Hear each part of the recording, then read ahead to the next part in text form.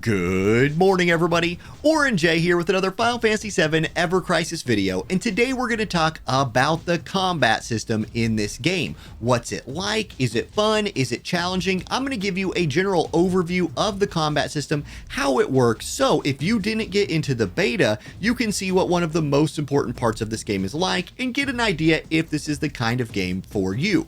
Now, I'm going to start with something that should be very familiar to fans of the Final Fantasy VII series, the ATB system, the active time battle system.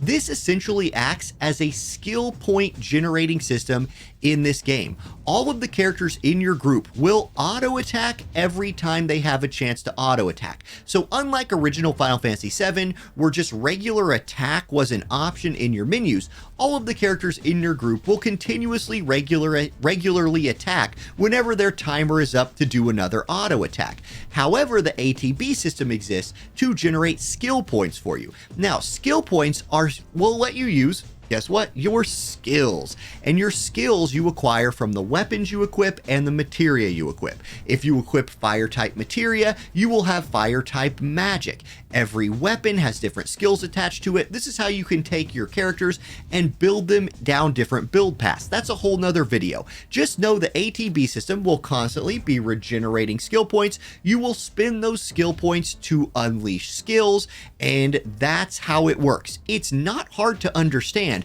but if you're running the battle at 2x speed, it can be a little chaotic, and managing those bars can be a very challenging part of the game, especially if you want to be swipping, whatever that is. If you want to be swapping around from one character to the next to try and maximize the efficiency of your group, managing the ATB bar is going to be a challenge. Now, speaking of swapping around characters, in this game, you will be controlling 1 or 0 characters at a time.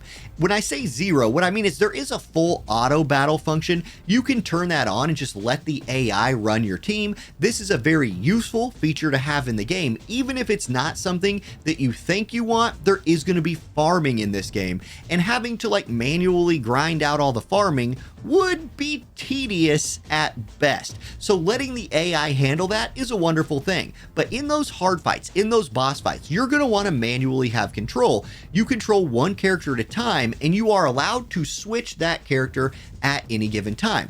Think about a game like Persona 5. If you ever played Persona 5, there was an option in that game to either just play Joker and let the AI, let Morgana essentially control your other characters. I don't know that anybody did that, but that is part of this game. You can try to manage everybody's ATB bars by constantly switching around.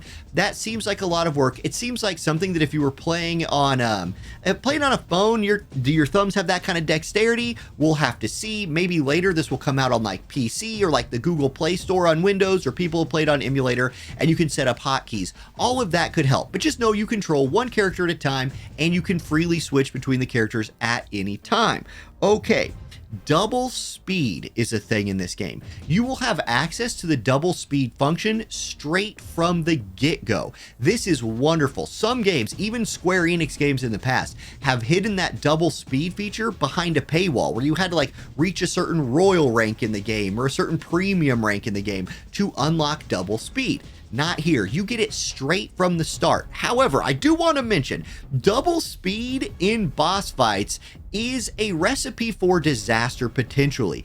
It can be there are timing mechanisms in this where you need to be switching from defense mode to offense mode. You might want to be getting your party healed up, and regular speed feels good during those really hard fights. However, double speed is wonderful for grinding, for just progressing through story where you're fighting trash mobs. Having access to double speed early is nice. You can toggle that on and off whenever. Let's talk about something that you might not have thought of: the music. The battle music in this game, if you played Final Fantasy VII, should be very, very familiar to you, and the score is great. The music throughout this whole game is good.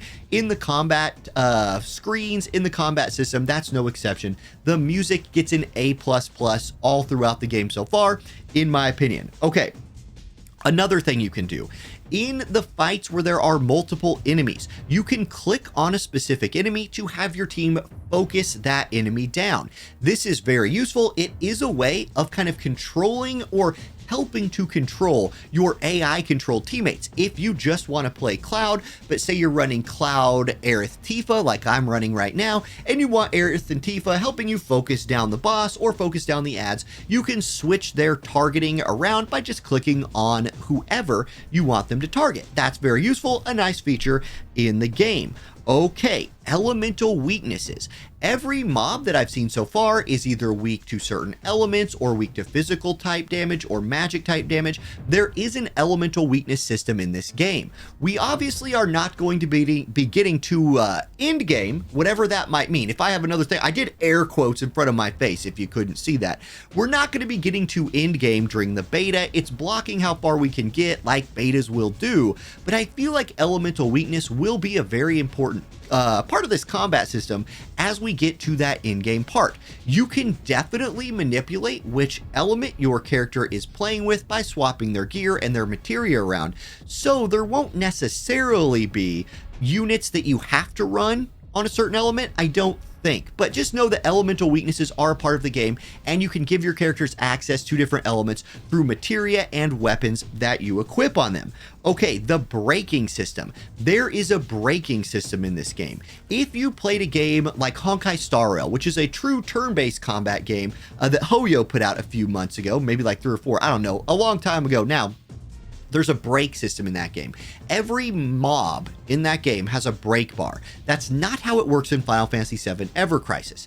Instead, in this game, when units will start charging up a special move, they will have a bar that appears and a number with either an element or a type of damage next to it.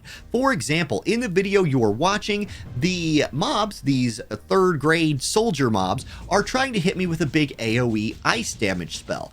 They are weak to magic. So each one of them, if I hit them with a certain number of magic attacks, it will remove that character from the spell. And if I hit all 3 of them with the required number of magic attacks, it will break their break bar, canceling the spell and stunning them for a certain amount of time. So you don't always have to be focused on breaking the enemies, but in boss fights, when you're fighting hard mobs, there is a system to counter their big moves by hitting them with either the correct element or the correct damage type to break their bar. It's a nice little wrinkle to the combat system that in hard fights incentivize you to pay attention and micromanage your group a little bit harder. Okay, I want to talk about limit breaks for a second. There are limit breaks in this game. They are separate from the ATB gauge. Instead, when you do or take damage, like when your character does stuff or your character get hits, the orange bar will fill up for that character and the AI will never use the limit break themselves. You manually must activate the limit breaks. You are incentivized in this game to stack all 3 of your limit breaks up at once and then chain them together. If you do that, the 3rd limit break you use will get a nice damage bonus. The first one will get no damage bonus, the second one gets 1.25 damage, and the 3rd one gets 1.5 damage, or at least that's what I've seen so far. If you're running somebody like Aerith, who for me is running a healing limit break, I use hers first because that heal did not seem to get modified by the damage modifier. Now, that might not always be the case, but that's what I've discovered in my 1 day of playing so far. So I have her use her limit break first, then I have Tifa follow that up, and Cloud's my hardest hitting character, so I have him do his 3rd to get the most out of that damage multiplier. Just know the AI won't use limit breaks and you manually control them. You are incentivized to chain them together all at once. Now, there's another system in this game that exists, and again, it's more for boss fights, although the AI is decently okay at doing it all the time itself if you're running auto fights. It's the offense and defense mode. Essentially, you can put your characters in full-on attack, or you can put your characters in a defense mode. If you're in the full-on attack mode, which is the red color on that right side of the screen, your characters will do more damage. If you go into defense mode, your healing increases and you take less damage, but you will do less damage. This is, again, I'm going to compare this to Persona 5 again. Persona 5 is one of the most popular turn-based games ever, and in that game, bosses will often telegraph that they're about to do a large attack. If you cannot kill the boss before that large attack goes off, you are incentivized to have your characters guard. In this game, there's not a guard command, but you can shift your whole party into take less damage and heal more mode, let that attack come in, maybe top off your characters a little bit with some heals, switch back to attack mode, and go to burning down the boss.